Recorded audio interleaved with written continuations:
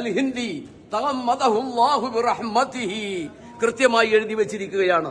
ഈ മൗലാന മുഹമ്മദ് അലിയും ഗാന്ധിജിയും 8 കൊല്ലക്കാലം ചെറിയ ഒരു കുടിലില് ഗാന്ധിജിയും മൗലാന മുഹമ്മദ് അലിയും 8 കൊല്ലം താമസിച്ചു. KP കേശവമേനോൻ എഴുതുകയാണ്, സുബഹിയുടെ സമയമാകുമ്പോൾ പടിഞ്ഞാട്ട് തിരിഞ്ഞു നിന്ന് ബഹുമാനപ്പെട്ട മുഹമ്മദ് അലി അല്ലാഹു അക്ബർ എന്ന് വിളിച്ചു. ഗാന്ധിജി ആ സമയത്ത് രാമ രാമ രാമ രാമ രാമ രാമ ഫാഹിമ, രാമഭാഗം ചേരണേ മുകുന്ദരാമ ഫാഹിമ എന്ന രാമമന്ത്രം മുഴക്കി.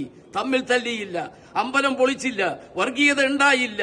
ആ ധീരദേശാഭിമാനികളായ ഗാന്ധിജിയുടെയും അതോടൊപ്പം തന്നെ മൗലാന മുഹമ്മദ് അലിയും ഉയർത്തിപ്പിടിച്ച സ്വാതന്ത്ര്യം ഇനിയും നമ്മുടെ രാജ്യത്തിൽ ഉണ്ടാവട്ടെ എന്ന് അദ്ദേഹത്തിന്റെ മക്ബറയുടെ മുന്നില് ബൈത്തുൽ മുഖദ്ദസിന്റെ ചാരെ, ഫലസ്തീനിലെ ബൈത്തുൽ മുഖദ്ദസത്തിന്റെ ചാരയാണ് ഈ ഖബറുള്ളത്.